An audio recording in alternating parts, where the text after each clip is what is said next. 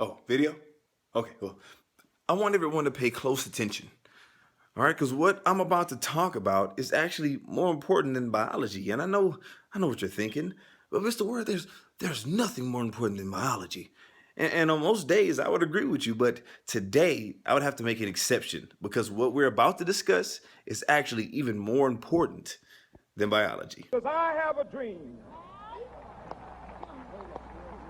that my four little children will one day live in a nation where they will not be judged by the color of their skin, but by the content of their character. I have a dream today. Now, I know we've all heard this famous speech before, but have we ever stopped to think about what does he mean by content of character? See, character is often overlooked and it can be a forgotten characteristics of those people that surround us. But as young adults, I know that you have seen people and the type of character they have. But I want to define the different types of character a person may have so that the next time you see someone and the way they behave, you can recognize exactly what type of character this person is expressing.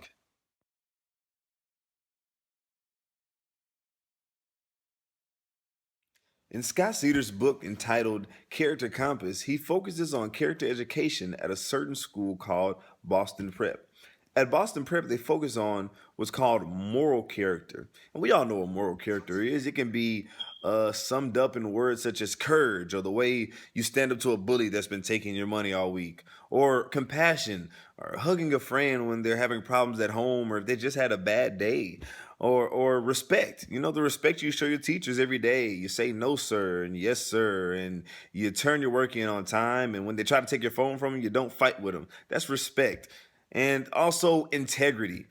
You know, when you go home at night, you study for your test instead of focusing on cheating the next day. And if you don't study for your test, then you know you just made a bad grade on that exam. And that's okay because you didn't do what you were supposed to do. And the next time you will. That's a form of integrity. And so all these character traits, we've done them before and we've seen people who express these. Now, this can be summed up in what's called moral character.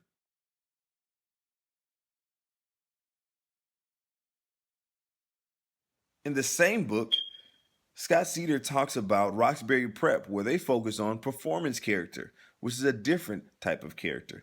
Now, performance character, it has certain traits such as effort, where you try as hard as you can on everything that you do. And they also have the character trait of perseverance, where no matter how hard something is, like the new algebra problem that you've gotten from your teacher who just seems to hate you when they give you tests, you just try as hard as you can to figure that problem out and you don't give up no matter how difficult the solution looks. That's perseverance. And then the other character trait that seems to pertain to performance character would be self discipline.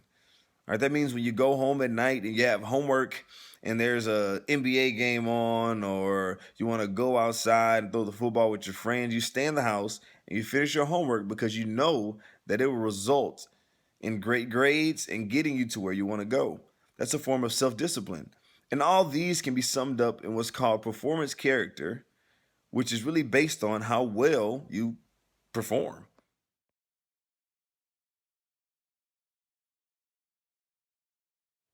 In Scott Cedars' book, civic character is shown as two distinct categories.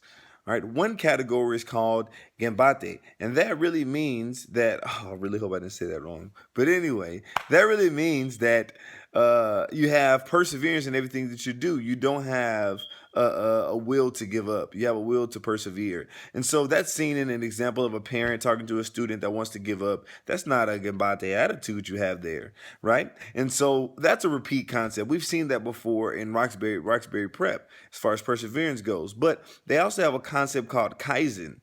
And both of these concepts are taken from Japanese culture, but kaizen focuses on the respectability of a person or the way they respect others, and it focuses on community involvement. So, for example, respectability. And a teacher asks a question to a sixth grade student, and that young lady replies, I respectfully disagree with Zach when she disagrees with a statement that he made. Do you know how I would feel if you all, ninth graders, not sixth graders, would come and say, I respectfully disagree with whomever. Whenever you disagree, I would love that. But that's because the concept of Kaizen has been embedded into this young lady's mind, and that's why she behaves that way. Also, as I said before, it also has community involvement. And community involvement is just what it sounds like. It means getting out and becoming involved in your surrounding community, whether it be in politics, whether it be in philanthropy, whether it be in community service, all those things. Kaizen encompasses the respect of others, which is a main part of community service, because if you don't respect someone, why would you help them? All right. So respect of others and community involvement, which can be shown in a variety of different ways. By splitting character into separate categories, we tend to think that they work alone. As in, like, if you have moral character, then you don't have performance, and the other way around. But it's actually the case where all those types of characters work together. Actually, the character of education partnership said that they tend to work together to have a better effect. And actually, I want to quote this because I don't want to get it wrong. You know, teachers mess up too. But they say the moral and performance aspects of character are mutually supportive. The moral aspects, besides enabling us to treat each other with fairness, respect, and care, ensure that we pursue our performance goals in ethical rather than unethical ways. We don't lie, cheat, steal, or exploit other people in order to succeed. Rather, our performance efforts contribute positively to the life of others. The performance aspects of our character, in turn, enable us to act on our moral values and make a positive difference in the world.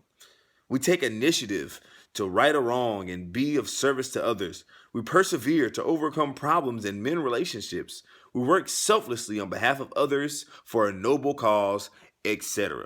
So we see that they don't work by themselves. They actually work together, or what they like to say, synergistically. All right, synergistic just means that they work together to have an even greater effect than one would have by itself. And that's how character works. All right, we take a little bit of moral, a little bit of performance, and maybe even a little bit of something else to throw in there, all right, that makes us the people we are, the upstanding people we are. That was a mouthful, but it's finally over. That is your Sophie lecture for the week. But I have one question to ask you. What type of character do you have?